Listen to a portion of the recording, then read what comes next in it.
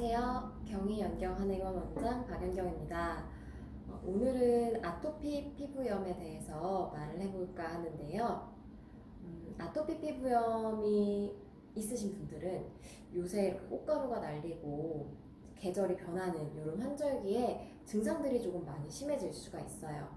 그래서 아마 요즘 더 가렵고 더 건조해지고 진물도 나고 피부 발적도 생기고 또 더불어서 아토피랑 같이 비염이라든지 알러지 질환이 있는 분들 같은 경우에는 콧물도 나고 눈도 가렵고 하실 텐데요. 이 아토피라는 질환은 우선 큰 범주에서는 습진성 질환의 하나예요. 그래서 습진이라고 하면 우리 뭐 일반적으로 가려운 거, 그리고 진물 나는 거, 그리고 진물 나고 가려우면서 뭐 가피가 생기기도 하고, 이게 만성적으로 자꾸자꾸 재발이 되는 질환 중에 하나인데요.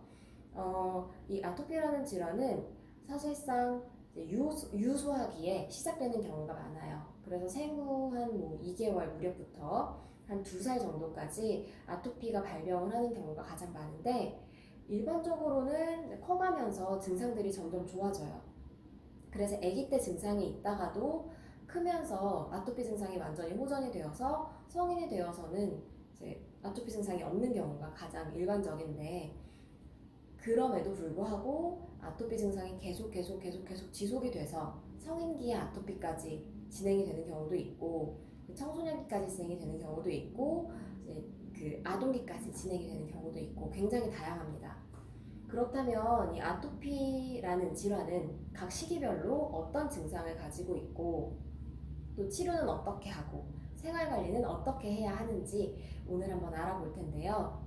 먼저 영유아기의 아토피, 그러니까 아기들의 아토피 같은 경우에는 주로 얼굴 쪽, 귀 앞쪽, 귓바퀴, 아니면 신측이라고 하죠. 사지의 신측, 바깥 부분, 그리고 다리 쪽도, 목음 쪽이 아니고 바깥 부분, 요런 데 아토피 증상들이 많이 생겨요. 주로 증상 같은 경우에는 아이들 같은 경우에는 가렵다고 표현을 못하기 때문에 문지르는 경우가 있고요. 그리고 빨개져요. 빨개지면서 요런데 귀 쪽 같은 경우에는 진물도 잘 나고요. 뺨, 얼굴 요런데도 피부가 벗겨지고 진물 나고 딱지가 않고, 이게 계속 반복이 됩니다. 아기들이 아프다 보니까 엄마 아빠들도 마음이 안 좋을 수밖에 없죠. 저희 애 같은 경우에도 태열이 많이 심했고, 아토피의 가능성도 있었었는데, 아토피는 이제 나중에 다시 말씀을 드리겠지만 어릴수록 잡기가 좋아요. 어린 아이들일수록 치료의 반응이 더 좋고 이제 후유증이 남지 않는 경우가 많습니다. 그렇기 때문에 어릴 때 잡아주는 것이 좋죠. 저희 아이 같은 경우에도 어릴 때 아니겠지 했는데 이제 귀에 진물 나고 귓바퀴 앞쪽에도 빨갛게 변하고 진물 나고 닦지 않고 다리 쪽에도 두껍게 가피가 앉고, 그래서 한동안 이제 한약 치료도 하고 그 한약 외용제로 이제 피부에다가 덮어서 피부 팩처럼 덮어서 그런 외용제 치료도 하고, 네, 그렇게 여러 가지 치료를 통해서 지금 건강하게 잘 지내고 있습니다. 이런 유소하기에 영유아기의 아토피 같은 경우에는 보통 반 이상은 자연스럽게 좋아져요. 한 2살 이후가 되면 언제 그랬냐는 듯이 정말 좋아지는 경우가 많은데, 이게 영유아기까지 그리고 어린이가 돼서까지 이어지는 경우가 있습니다. 이때는 증상이 조금 달라지죠. 요런데 생겼던 증상들이 접히는 부분으로 옮겨가요. 팔다리에 접히는 부분, 그러니까 오금, 팔 안쪽, 목, 그리고 이마 이런 쪽으로 많이 옮겨가고요. 아이들이 이제 표현을 하죠. 가렵다고 표현을 하고, 그리고 아무래도 손발을 쓰는 게 더 익숙해지기 때문에 많이 긁어요. 많이 긁고, 요 습진성 질환의 특징이 뭐냐면 밤이 되면 그렇게 가려워요. 그래서 밤에 굉장히 많이 긁습니다. 긁느라고 잠도 제대로 못 자고요. 잠을 제대로 못 자다 보니까 이제 한참 클 나이인데도 성장을 저해하는 요소로 작용을 하기도 합니다. 그래서 더 치료가 필요한 거죠. 그리고 이게 유소하기에도 좋아지는 경우가 많아요. 자연스럽게 없어지기도 하는데, 이게 없어지지 않고 청소년기까지 가기도 합니다. 청소년기가 되면 아무래도 오랫동안 알아왔죠. 아토피를.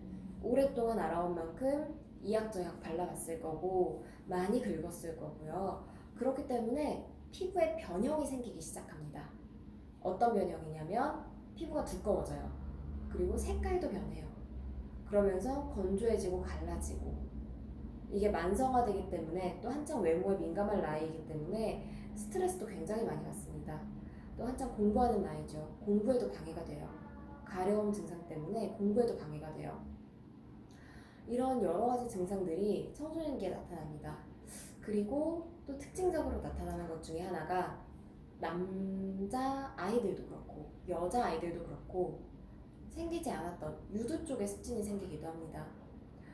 굉장히 괴로워요. 근데 유두 습진 환자분들 보면 너무너무너무 괴로워합니다. 이제 부위도 조금 민감한 부위이기도 하고 그러니까 밖에 나가서 얘기도 못해요.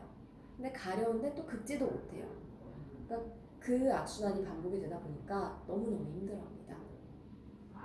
이 아토피가 이 시기까지, 그러니까 이때가 딱 적기예요. 언제까지냐면 2차 성징이 완전히 종료되기 전, 그 전에 아토피 치료를 한다면 피부 변형이나 그런 흔적이 없이 치료가 잘 될 수 있습니다. 어린 아이들일수록 피부 재생 능력이 뛰어나고 그렇기 때문에 치료도 더 잘 돼요. 하지만 이 시기가 지나고 이제 성인기로 넘어간다 하면 피부 변형이 영구적으로 남는 경우가 굉장히 많습니다. 그리고 이제 성인이 되면 아무래도 사회생활을 하죠. 그렇기 때문에 보이는 곳, 얼굴 쪽, 목 쪽 이런 데 증상들이 보통 심하게 나타나기가 쉬운데 스트레스도 많이 받고 사회생활에도 지장이 생기고요. 그리고 특히나 연고나 약을 많이 사용을 해왔기 때문에 특히 얼굴 쪽 증상은 약의 반응을 더 안 해요. 그래서 더욱더 근본 치료가 필요합니다.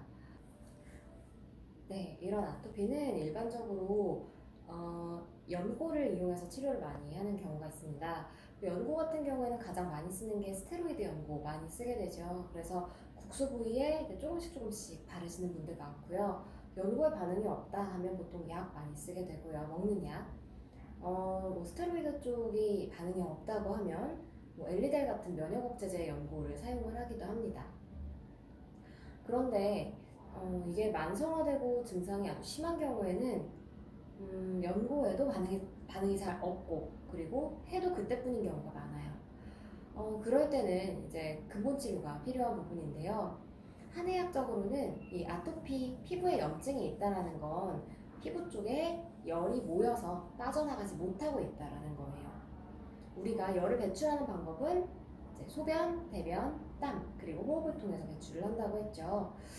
그러면 열을 배출을 시켜야 되는데 어떤 루트가 막혀서 배출이 잘 안 되는지를 알아야 돼요.